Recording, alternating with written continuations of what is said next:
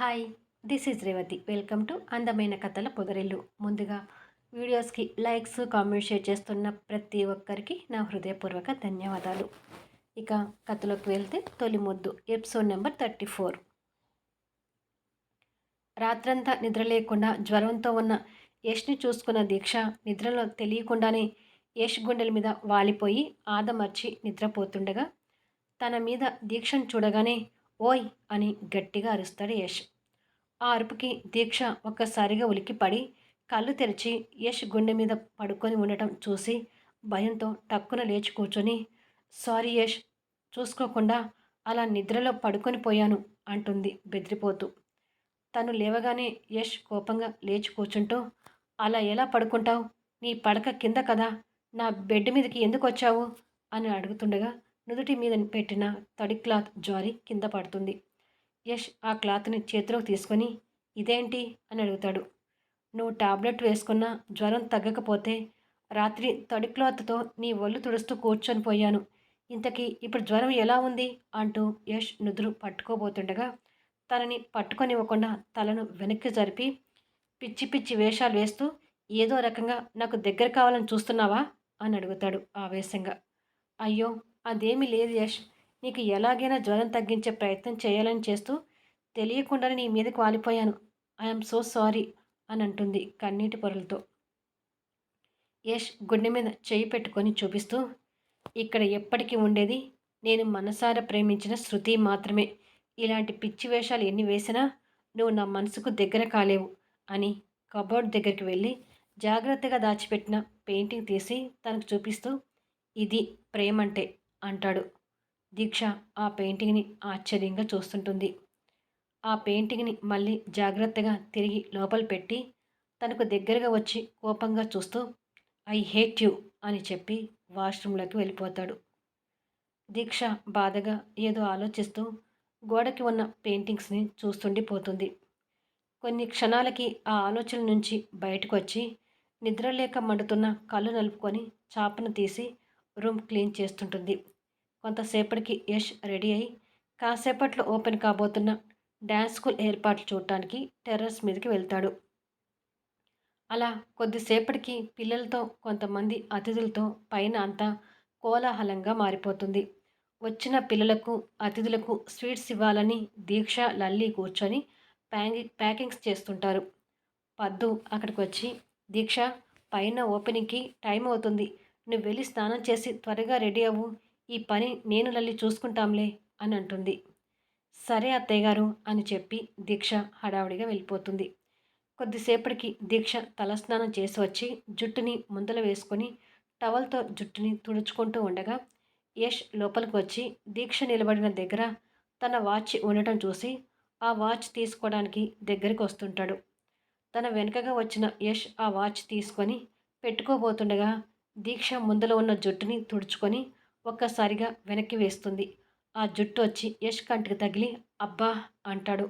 దాంతో ఒక్కసారిగా దీక్ష వెనక్కి తిరిగి అంత దగ్గరగా ఉండి కళ్ళు నలుపుకున్న యష్ని చూసి కాస్త కంగారు పడుతూ, సారీ యష్, చూసుకోలేదు అంటూ అడుగులు వెనక్కి వేస్తుండగా కాలు స్లిప్ అయ్యి కింద పడబోతుంటుంది.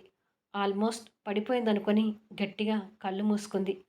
కాస్త అనుమానంతో కళ్ళు తెరిచి చూసేసరికి తను యష్ చేతిలో వేలాడుతూ కనిపిస్తుంటుంది. ఏంటి ఆ కంగారు అని అడుగుతాడు తనని అలాగే పట్టుకొని. నువ్వు అంత దగ్గరగా ఉండేసరికి భయపడ్డాను అని అంటుంది.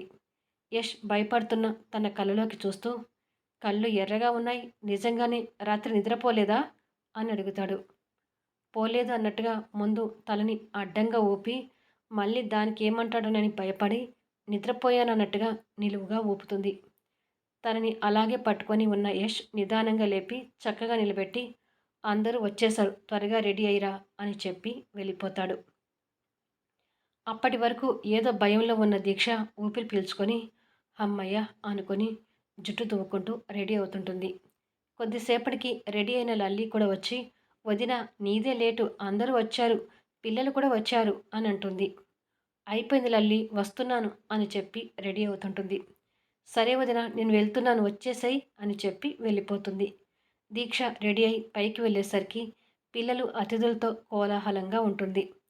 అక్కడ దీక్ష తెచ్చిన అడ్మిషన్స్ కూడా ఉండడంతో ఆ పిల్లలొచ్చి హాయ్ అక్క అని పలకరిస్తుంటారు. దీక్ష పిల్లలందరితో నవ్వుతూ మాట్లాడుతుంటుంది. యష్ అదంతా చూస్తూ ఇక్కడ తన ద్వారా వచ్చిన అడ్మిషన్సే ఎక్కువ ఉన్నాయట్టుంది అని అనుకొని గిల్టీగా ఫీల్ అవుతుంటాడు. కాస్త దూరంలో ప్రతాప్ గారు వచ్చిన అతిథులతో మాట్లాడుతుంటారు. పక్కింటి వదిన పద్దు దీక్ష ఉన్న దగ్గరికొచ్చి, ఏంటి వదిన మీ కోడలు ఇంకా నీళ్ళు పోసుకోలేదా అని అడుగుతుంది. అది విని దీక్ష పద్దు ఇబ్బందిగా మొహాలు చూసుకుంటారు.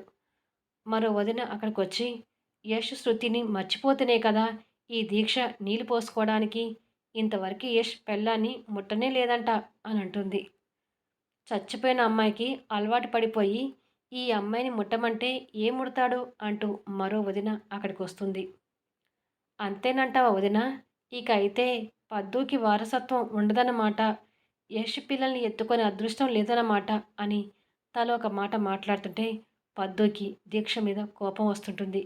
వాళ్ళ అత్తగారి కోపాన్ని చూసి దీక్ష ఒకంత భయపడుతూ, పిన్ని ఇప్పుడు మా గురించి ఎందుకు చెప్పండి? మీ పిల్లలు మనవడు మనవరాలు డ్యాన్స్ నేర్చుకోవడానికి వచ్చారు కదా! వాళ్ళ డ్యాన్స్ గురించి మాట్లాడుకుందాం. మీ పిల్లలకి ఏ సాంగ్ ఇష్టపడతారో చెప్పండి. ఆ సాంగ్స్ వేసి డ్యాన్స్ వేయించుదాం అని కావాలని వారిని వేరే మాటల్లో పెడుతుంది. కానీ పద్దు మనసులో మాత్రం వాళ్ళ మాటలతో భయం పట్టుకుంటుంది.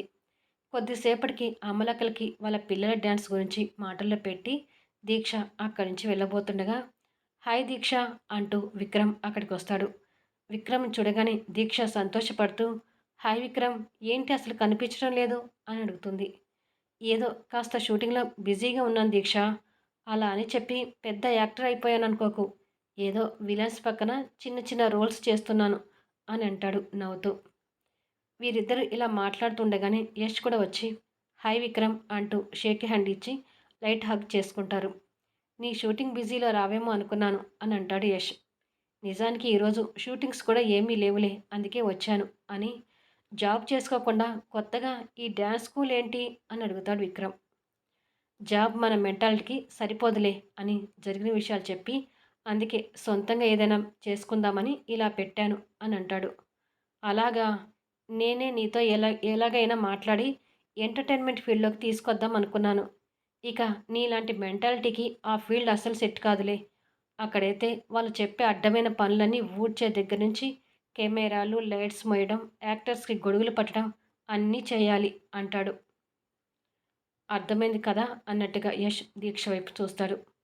ఆ చూపు దీక్షకు అర్థమై తలదించుకుంటుంది.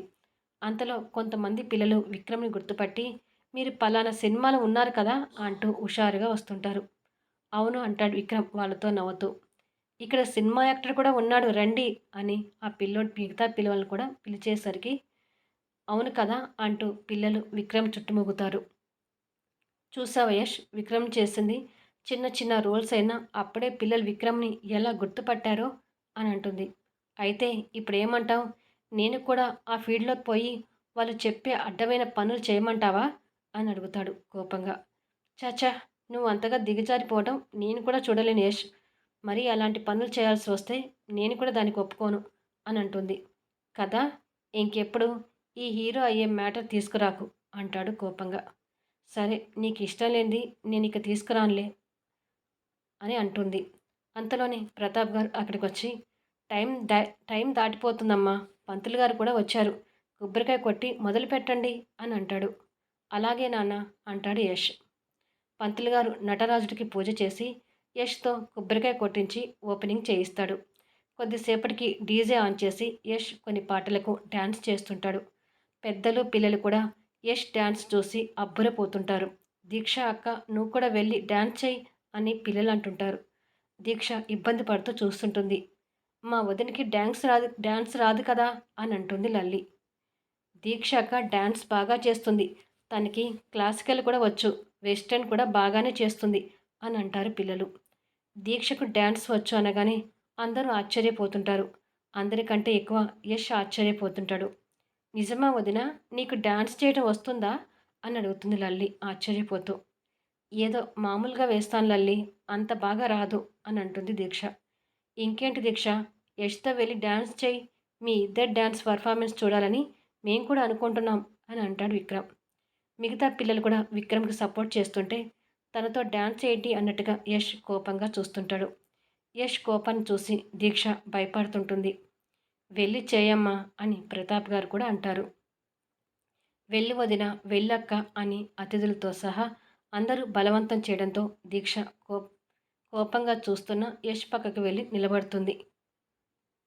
విక్రమ్ రొమాంటిక్ సాంగ్స్ చూసి మ్యూజిక్ ఆన్ చేస్తుంటే ఇద్దరు కలిసి ఇబ్బందిగానే ఆ సాంగ్స్ తగ్గట్టుగా స్టెప్స్ వేస్తూ అలరిస్తుంటారు. యష్ ఒక్కడు వేసిన డ్యాన్స్ కంటే ఇద్దరు కలిసి చేసిన స్టెప్స్కి ఇంకా బాగా రెస్పాన్స్ వస్తుంటుంది. యష్ ముందు కోపంగానే ఉన్నా దీక్ష తనకు అనుకూలంగా డ్యాన్స్ వేయడంతో ఆ కోపాన్ని మర్చిపోయి తనతో కలిసి డ్యాన్స్లో లీనమైపోతుంటాడు. కొడుకు కోడల్ని అలా దగ్గరగా చూసుకొని ప్రతాప్ గారు కూడా ఆనందపడుతుంటారు. చివరిగా యష్ దీక్ష నడుం పట్టుకొని స్టెప్ వేయడంతో ఆ డ్యాన్స్ అయిపోతుంది. ఆ సాంగ్ అయిపోయిన యష్ తన్ని అలాగే పట్టుకొని తన కళ్ళను తీక్షణంగా చూస్తుంటాడు. దీక్ష కూడా యష్ చూపులో చూపు కలిపి చూస్తుంటుంది. ఇద్దరు లోకాన్ని మర్చిపోయి ఒకరికొకరు తెలియని భావంతో కళ్ళలోకి చూస్తుండిపోతారు.